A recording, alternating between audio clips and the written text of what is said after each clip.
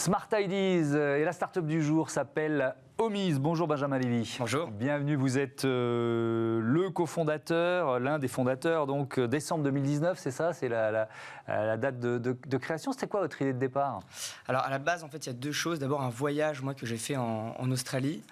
Il y a à peu près 5 ans, et lors d'un échange universitaire, j'ai vécu pendant 6 mois en fait, chez un senior. Donc j'ai découvert un peu ce modèle de cohabitation intergénérationnelle que je ne connaissais pas. Et en fait, en rentrant en France, je me suis rendu compte que mon frère, qui à ce moment-là faisait une mission un petit Smart City pour la ville de Toulouse, et qui étudiait également les dynamiques intergénérationnelles dans cette ville-là, s'est rendu compte qu'il y avait quelque chose à faire sur le logement, et sur le logement entre générations en fait. Mais ça veut dire qu'il n'y avait pas vraiment d'offres? Ce que vous proposez, d'ailleurs, on va expliquer, c'est quoi exactement Omise? Alors, la cohabitation entre générations, donc c'est ce que fait Omise, c'est mettre en relation des personnes de plus de 60 ans qui ont des chambres de libre avec des jeunes de moins de 30 ans qui cherchent à se loger en échange d'un petit loyer, un loyer solidaire et de petits services. Ok.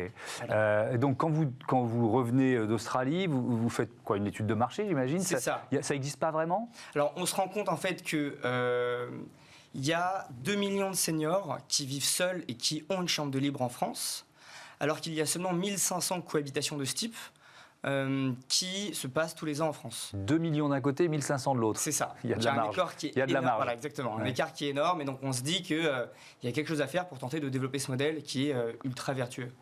Il y a 3 problématiques: l'isolement des personnes âgées, le mal logement des jeunes, et puis les aidants familiaux aussi. Il faut en parler, il faut parler de ce surmenage. Exactement. Alors, il y a donc 20% de jeunes en France qui souffrent de pauvreté. Donc, comme je le disais, en tout, il y a 5 millions de seniors qui sont isolés en France, et sur ces 5 millions, 2 millions de seniors donc, qui ont une chambre disponible. Et il y a 11 millions donc, d'aidants familiaux, donc ces personnes qui ont à charge des parents. Parfois, ils le savent, et parfois, ils ne le savent même pas, et donc ça crée forcément du stress et de la fatigue. Et donc, c'est là où la cohabitation intergénérationnelle, finalement, tout le monde est concerné. Alors, si on prend les seniors isolés, c'est quoi les avantages pour eux?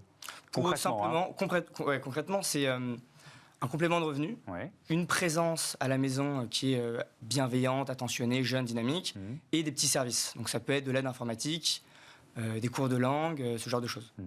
Il y a un mot important dans votre projet, c'est le mot confiance. Complètement. Comment vous sélectionnez, vous choisissez les jeunes que vous allez proposer de placer chez telle et telle personne? On a fait un gros travail justement sur la sélection des jeunes. Quels étaient le type de jeunes qui pourraient être intéressés par ce modèle de cohabitation? Et donc en fait aujourd'hui on travaille vraiment dans une démarche partenariale avec donc des universités, des structures, des CFA par exemple, des CLAGE, des structures dont la mission en fait est d'accompagner les jeunes à se loger. Et donc de ce point de vue-là, on a à chaque fois un référent dans cette structure-là qui connaît directement les jeunes. Et donc, qui nous qualifie, si on peut dire, qui nous envoie en tout cas des jeunes de confiance, qui sont prêts à cohabiter. Est-ce que vous cherchez à faire matcher, c'est-à-dire à trouver, je sais pas, des points communs, des passions communes, des atomes crochus? Tout à fait. Nous, la promesse, c'est des jeunes de confiance, un algorithme de matching donc, qui est basé sur des critères objectifs, un algorithme de pricing qui va donner aussi le juste prix de la cohabitation, de manière à ce que ce soit un loyer qui soit véritablement abordable, une assurance ensuite une garantie loyer impayé, une assurance responsabilité civile qui va couvrir les dégâts matériels et physiques si jamais il y a un problème. Vous avez été lauréat du prix de l'inspiration en économie sociale et solidaire de la Fondation Crédit Coopératif. Bravo d'abord. Ça vous offre, alors c'est doté, je sais pas, il y a quelques milliers d'euros, donc ça déjà c'est bien. Mais surtout, ça donne quoi? De la visibilité, de la crédibilité? Comment vous l'avez ressenti? Tout à fait. Un projet comme ça a besoin de visibilité et de légitimité, c'est ce que vous avez dit. Donc nous, on est ravis d'être lauréat régional, Île-de-France, de la Fondation du Crédit Coopératif. Évidemment, ça crée en fait de la confiance.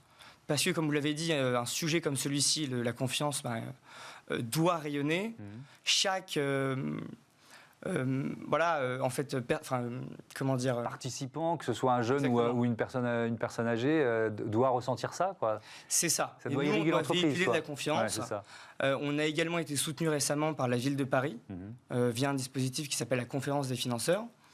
Et donc pareil, en fait, ça crée une logique vertueuse qui nous permet, nous, ensuite, vraiment de développer le modèle.